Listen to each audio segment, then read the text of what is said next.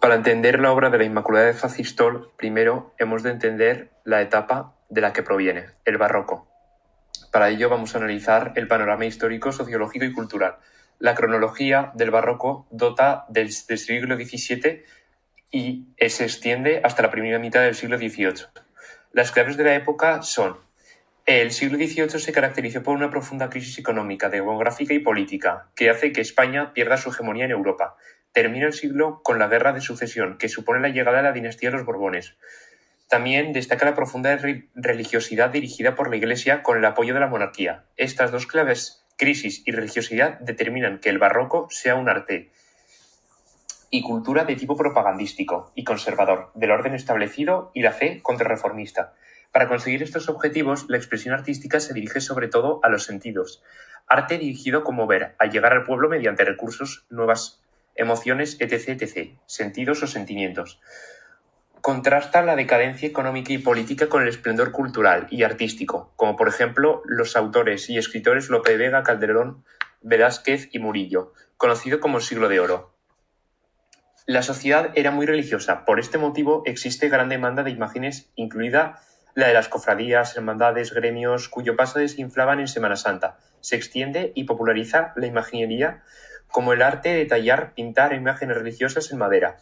Los temas principales, teniendo en cuenta que la pretensión del Concilio de Trento era dar a conocer el lado humano de la divinidad en sus aspectos más dramáticos para promover o mover el corazón de los hombres a los temas predominantes, fueron los santos como ejemplo a seguir, destacando lo más dramático el martirio o la penitencia, la Virgen María, como intercesora o como madre sufriendo por la muerte de su hijo, Piedad, Virgen de los Dolores, Angustias, y la vida sobre todo de la pasión de Cristo, Cristo crucificado y yaciente.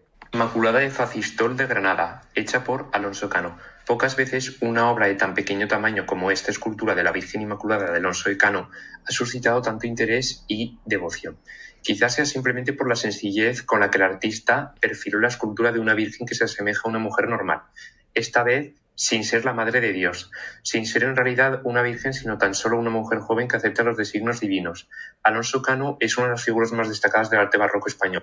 Nació a principios del siglo XVII, 1601. El artista cultivó tanto la pintura como la escultura y la arquitectura, todos los géneros con gran cierto y precisión. De hecho, la figura de Alonso Cano está considerada como la pieza clave de la escuela granadina de escultura y también de la pintura. Nació en una familia vinculada al arte, su padre era dorador y su madre era una aficionada al dibujo, según las fuentes documentadas conservadas por el artista. Este comenzó su formación en el taller de un artista granadino de segunda fila, Juan del Castillo. Fue su propio maestro quien aconsejó a la familia que Cano se trasladase a Sevilla, donde el ambiente artístico le resultaría más acorde a su talento. Tras ser nombrado maestro en la capital hispalense, el artista se trasladó a Madrid, donde fue nombrado pintor de cámara del monarca Felipe IV.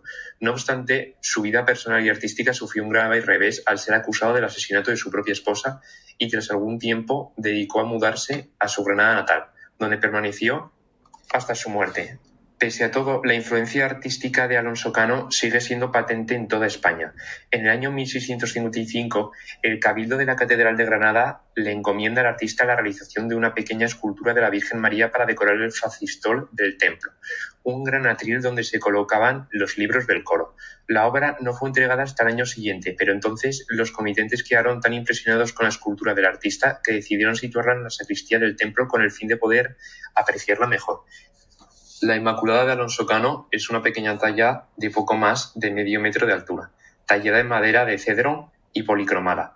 En la obra, el artista sigue las indicaciones de Pacheco para la realización de una imagen de la Inmaculada, pero también la combina con la dulzura que el artista pudo conocer en la pintura de Zurbarán, situada sobre una pequeña peana que tomó la forma de una nube con 3 caras de angelitos o querubines incrustadas en la Virgen. Esta toma una imagen de recogimiento sobre sí misma, las manos juntas, el rostro inclinado hacia abajo y el manto marcado con una diagonal que otorga movimiento al conjunto. El artista no ha diseñado la imagen de una mujer madura, más bien se trata de una joven inocente muy acorde a la idea de María, inmaculada, nacida sin pecado original que tanto se potenció en la Contrarreforma.